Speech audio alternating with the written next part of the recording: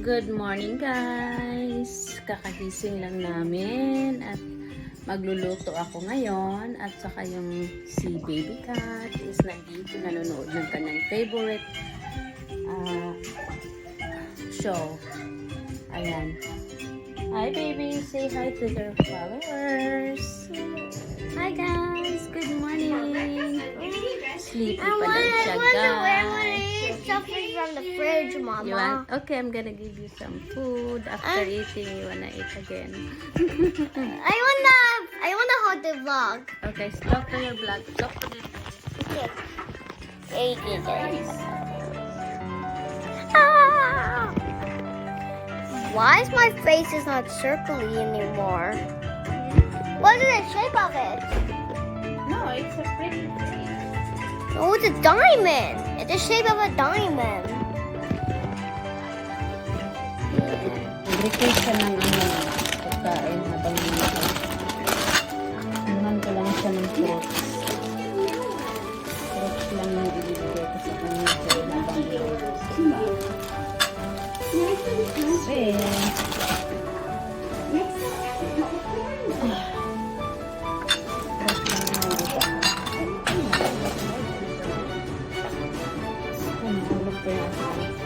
Kasi sana kung okay pa ito. Ay, yung avocado ko nasira na.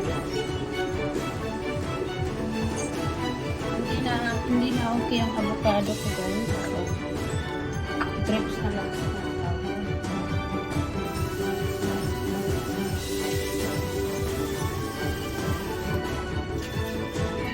Nag-work kasi ako ng 3 days. Palagi eh, sila lang nandito. Hindi naman nag-trip dyan. Kasi sabi niya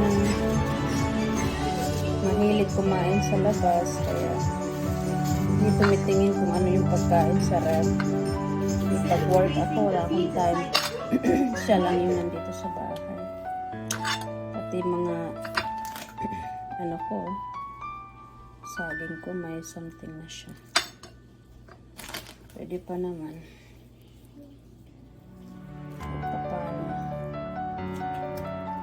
Yes, nasasayang yung mga ano ko pag nasa trabaho ko kasi hindi ako mahabaan kasi yung trabaho ko guys.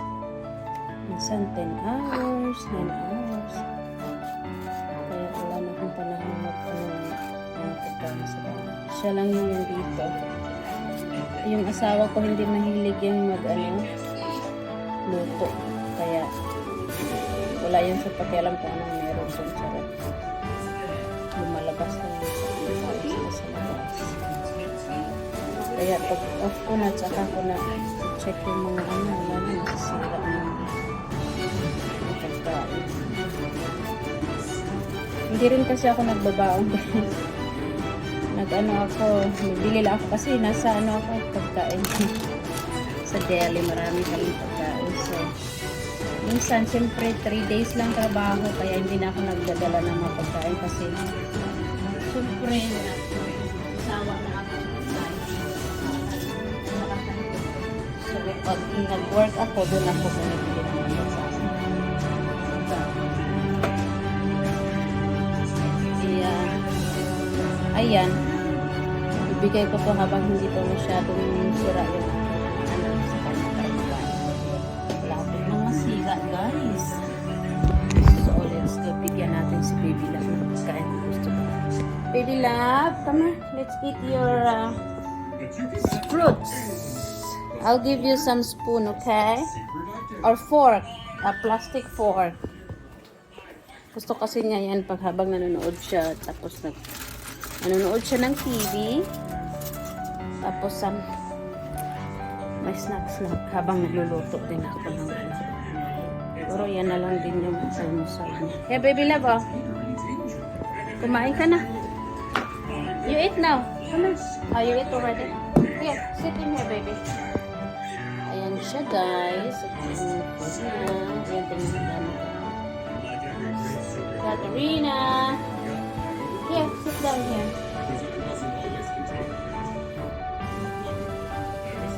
Addict sa TV to guys.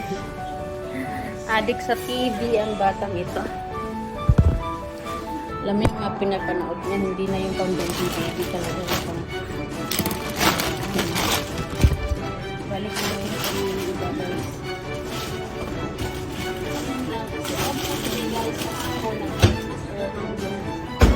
9:30 ng gabi na ako nakauwi. So, medyo late na ako na.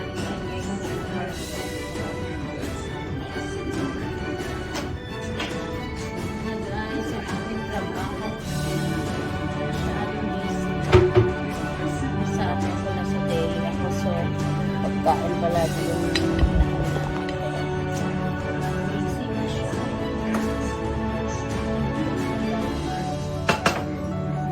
Ito ako ng egg at saka ano. Kalimutan ko pala uminit na siya. Lamigin muna natin.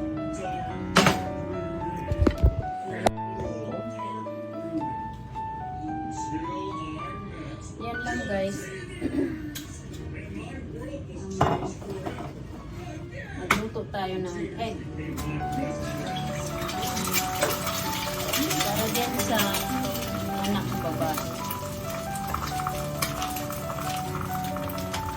Bacon. Mahilig yung asawa ko sa turkey bacon guys. Turkey bacon.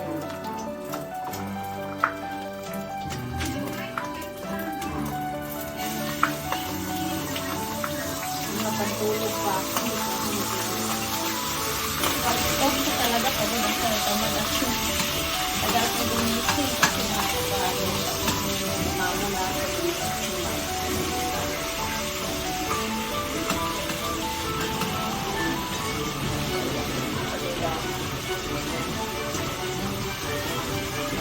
Lang dito ako every morning habang inanood din siya.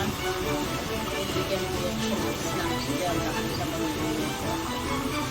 Kasi open yun sa mga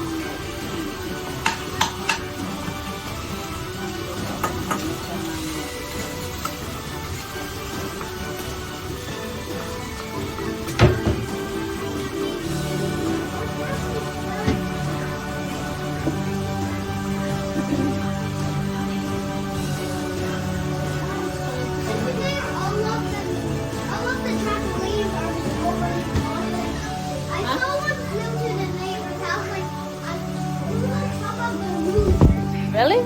Where?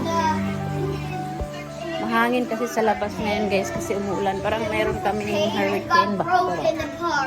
Ayan. Oh, it's still there. Tingnan mo guys, mahangin siya. No, the neighbors. The Umuulan neighbors sa labas. knew. See, look at that. It just break apart. Okay. It was apart. It was staying like this to each other. Now it went to the part. Really? See, look at that part over there. It's gone already. Ah, I see. It's gone. It was from a storm. It was from a tornado. A tornado just dropped the new house when I was going in. The new deal was Really? it bumped to the cave. Oh no. That's a hell of a scary story. Scary story. Umuulan dito guys. Meron daw kaming storm dito. Yan yung labas namin. So, sabi niya na tanggal ko yung kapitbahay. Na lang yung story. Mahilig sa story telling ito si Kate.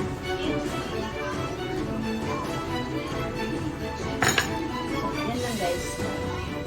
Pakulotin tayo.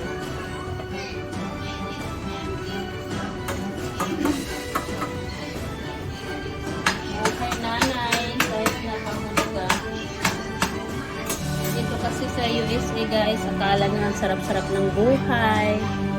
Hindi masarap guys. Kailangan talagang kumayo dito. Kaya ako kahit na nung nagbuntis ako, tumigil na lang ako sa pagbubuntis ng mga anak na ako. Ilang weeks na lang. Kasi takot din akong kasi hindi ako full-timer. So wala akong yung yung with pay na leave talaga. Part-time lang ako sa job ko. Kasi hindi naman ako pwedeng mag-full talaga kasi may baby. Pero nung buntis ako, bago pa ako nag-start nang nabuntis ako, bago pa ako sa company, siyempre part-time ako. So nung nabuntis ako, talagang nagtatrabaho kahit na laki-laki ng tiyan ko. Mabigat na yung mga kasamaan. Yung mga kasamaan ko pa na sabi, Uy, tumigil ka na. Nandito ka pa. Ang laki na ng tiyan. Wala, kaya ko pa naman. So, nagtatrabaho talaga ako. Tapos, nung nanganak ako, mga siguro mga 3 weeks before ako nanganak. Kasi indus ako eh. Yung pinaano na lang, hindi ako nag-work. Eh, pinupos pa kasi 40 na ako nung nag-buntis ako. So, tumigil ako ng mga ilang week na lang bago ako manganak, tumigil ako. Kasi hindi ako pwedeng mag-leave ng matagal. Baka maalis ako sa company. Siyempre, hindi ako full-time. So, yun. Tapos, nung nanganak na ako, 3 months lang din si baby. 3 months lang din siya. Bumalik na rin ako sa work. Kasi, kailangan ko bumalik. Kasi, tapos na yung ano ko, limit nila eh. Ako, labas ako sa company pag hindi ako mag-ano. Tapos, mag-apply ako. Iba ko ng ganun. Kaya, ginawa ko, bumalik ako kay 3 months kasi baby. Tapos yun, hanggang ngayon, work. Kasi kailangan dito sa work talaga sa hindi easy. Doon sa atin, kasi dyan kasi sa Pinas sa atin,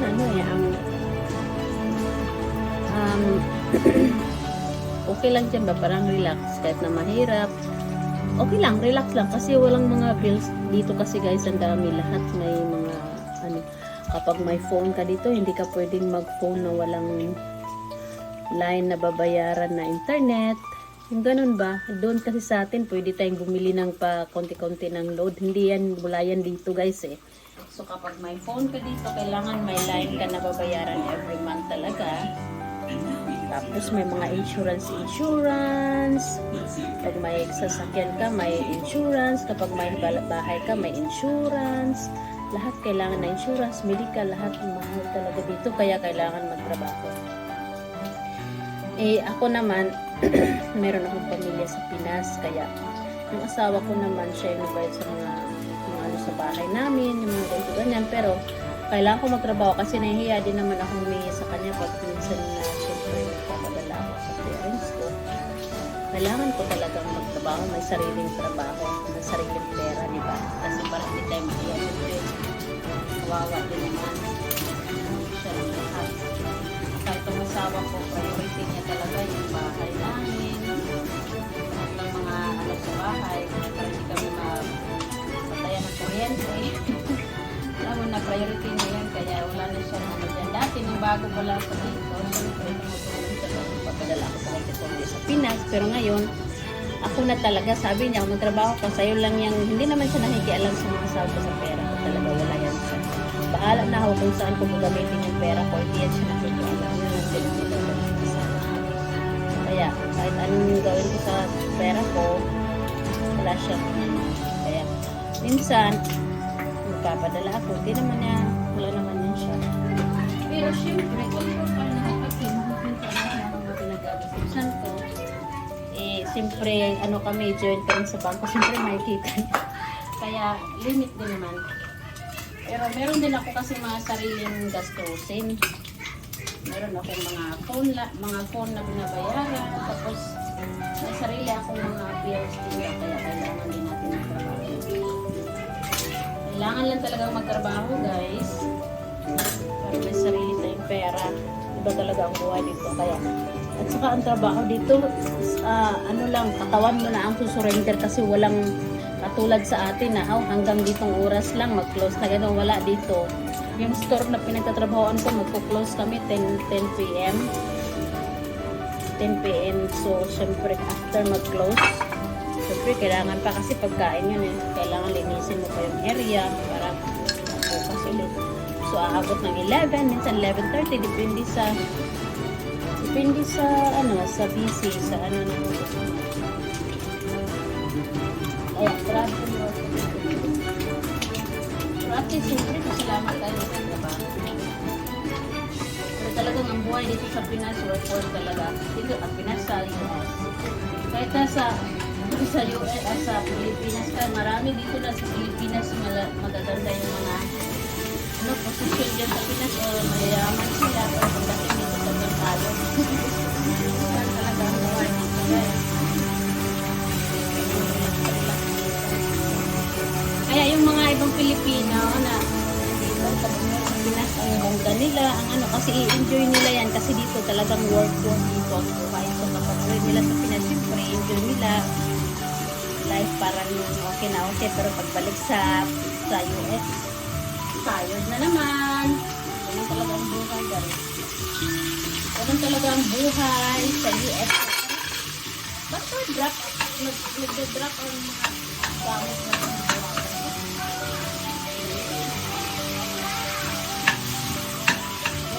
tayo ng bacon. Ano yan, baby? What is it, baby?